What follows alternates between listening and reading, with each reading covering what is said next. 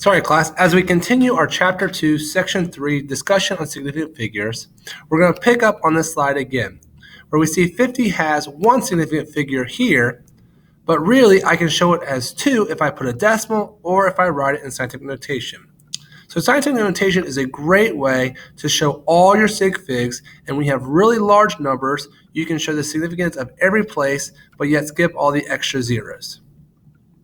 So now let's just practice some rounding rules. When I look at significant figures, I need to understand how to round. In my calculations, I might end up with a number like 454.62. But what if, according to my rules, that it should only have 4 Sig Figs? I need to be able to round this number to 454.6. What if I need to round it to 3 Sig Figs? Well, then I would look at where my 3 Sig Figs are. I got 1, 2, 3. So according to my 6, this would round up to 455. What if I want to get a 2 Sig Figs? Well, these would be my 2 significant figures. So I would look at the third place, the third digit holder, or the ones space, and since that is less than 5, I would only round to 450. Now note, you need to understand that the value here in 2 Sig Figs would be 450, not 45. 450 and 45 are 2 different values and thus not the same. And then likewise, if I wanted to go to 1 Sig Fig, I would round this number to the one number or the highest unit on the left. According to my 5, this would round up to a 5 as well, and my 1 Sig Fig value would be 500. The 5 would be significant, and the 2 zeros would not be significant. And so we get into this issue of why do we need Sig Figs? Well, as we do our calculations, we will do measurements, and those measurements have a certain accuracy. But then depending on their accuracy and how we do our calculations, our answers will have certain significance as well. And so here's a basic principle you need to keep in mind. When I do a calculation, my answer can only be as significant as the least significant number in my problem. Or in other words, say it, my answer can only be as accurate as the least accurate number in my problems. And so here for the first one, we see this problem.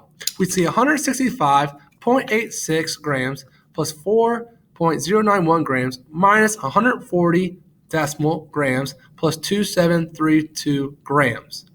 Now you might be thinking this is an easy problem, but you need to understand that when we are talking about how to do the math problems behind this, and the thing is, there's 2 ways to think about it. I'm sorry, messed up there a little bit, but we're good. So here's what I'm trying to say. Our answer can only be as accurate as the least accurate number in my problem. And when it comes to adding and subtracting, we determine the accuracy with one set of rules, and in multiplication and division, we determine the accuracy with a second set of rules. When it comes to doing adding and subtracting,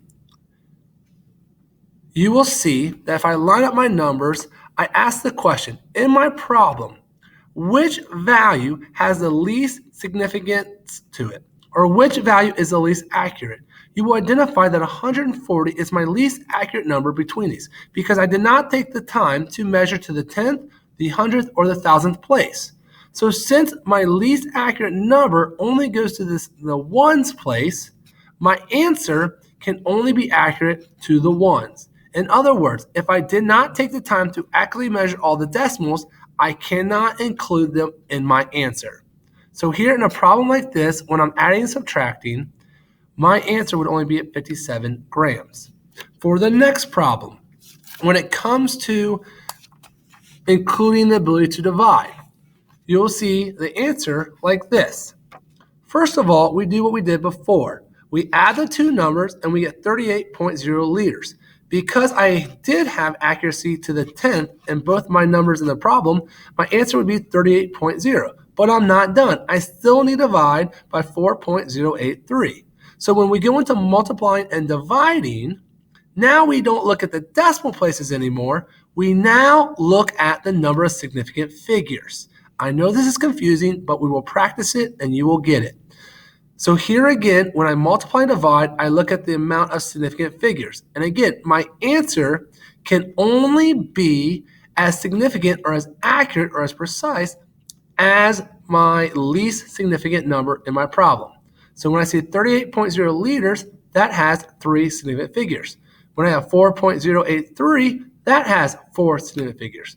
So when I find my answer can only be 9.31 liters because there has to be 3 Sig Figs because my least accurate number had 3 Sig Figs.